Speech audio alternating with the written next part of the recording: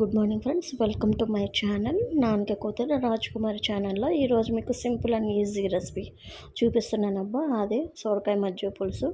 So మీరు స్టార్టింగ్లో చూశారు కదా, ఆల్రెడీ నేను ఇక్కడ చిన్న సొరకాయ ముక్క ఉన్నది, నేను ఆల్రెడీ బాయిల్ చేసుకున్నానబ్బా. సో ఇక్కడ ఇంట్లో అయితే కొంచెం పెరుగు ఉంది, దాన్ని కొంచెం వాటర్ కలిపి ఇలాగ మజ్జిగలా చేసుకున్నాను. దానిలో వచ్చేసి ఇక్కడ నేను 2 పచ్చిమిరకాయలు, ఒక ఉల్లిపాయ తీసుకున్నాను. ఆల్రెడీ ఉల్లిపాయ కట్ చేసుకున్నా అబ్బా. ఇక్కడ నేను మర్చిపోయాను షూట్ చేయటం అది. ఇక్కడ పాన్ వేడెక్కిన తర్వాత కొంచెం 2 టేబుల్ స్పూన్ల ఆయిల్ అయితే వేసాను. చూడండి, ఆయిల్ వేసాను. సరిపోయిద్దో లేదో అని చెప్పేసి ఇక్కడ కొంచెం వేస్తున్నాను. అది టోటల్గా కలిపి 2 టేబుల్ స్పూన్ల ఆయిల్ అనమాట. సో ఆయిల్ వేడెక్కిన తర్వాత ఇక్కడ వచ్చేసి నేను తాలింపు దినుసులు వేస్తున్నాను. కొంచెం అంటే 2 టేబుల్ స్పూన్ల తాలింపు దినుసులు వేసాను. కొంచెం అవి చిట్టుపట్లాడిన తర్వాత కరివేపాకు కొంచెం కలుపుకోవాలి కదా, అవి వేసుకొని కొంచెం టైం పడుతుంది. సిమ్లోనే పెట్టానబ్బా, నేనైతే మీడియంలోగా హైలోగా మంట పెట్టలేదు, సిమ్లోనే పెట్టి నేను ఇక్కడ వేపుతున్నాను. సో ఒకటే ఎనిమిదిగా తీసుకున్నాను. ఇక్కడ ఆల్రెడీ పచ్చిమిరకాయలు తీసుకున్నాను కదా, 2 పచ్చిమిరకాయలు తీసుకున్నాను. అందుకని చెప్పేసి ఇక్కడ నేను ఒకటే ఎనిమిరకాయలు వేసి 2-3 ముక్కలు కట్ చేసి వేసాను. సో ఇది కూడా కొంచెం వేగిన తర్వాత ఇవ్వండి, ఇప్పుడు కట్ చేసుకున్నాను కదా, కట్ చేసుకొని మీకు చూపించలేదు. సో ఇక్కడ కట్ చేసుకున్నాను. ఒక ఉల్లిపాయ, 2 పచ్చిమిరకాయలు కట్ చేసుకొని నేను మొత్తం పాన్లో వేసేసాను. మంట అయితే కనుక సిమ్లోనే పెట్టుకున్నప్ప, ఎందుకంటే కొంచెం బాగా వేగాలి, టైం పట్టిద్ది.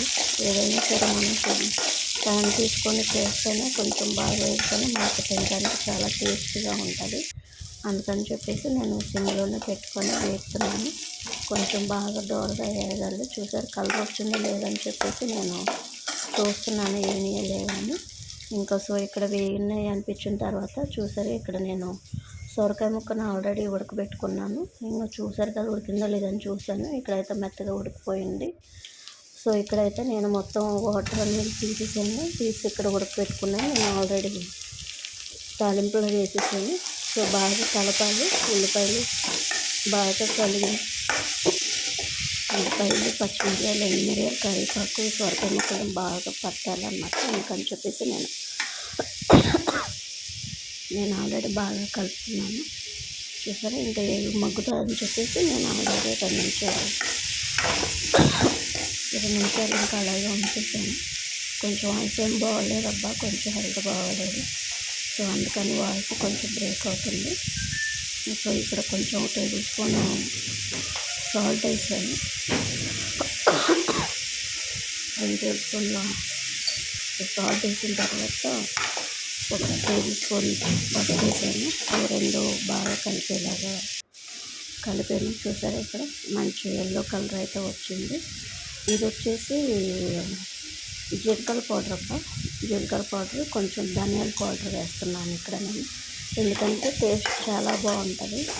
కమ్మగా తినాలంటే కనుక ఇలాగ వేసుకుంటే చాలా బాగుంటుంది. ఒకసారి మీరు కూడా ట్రై చేయండి. సో ఇదిగోండి, ఇక్కడైతే నేను సిమ్లోనే ఉంది కదా మంట, ఇంకా నేను అందుకని చెప్పేసి మజ్జిగ అయితే నేను కళాయిలో వేసేసాను. చూడండి, మొత్తం బాగా కలుపుకోవాలి.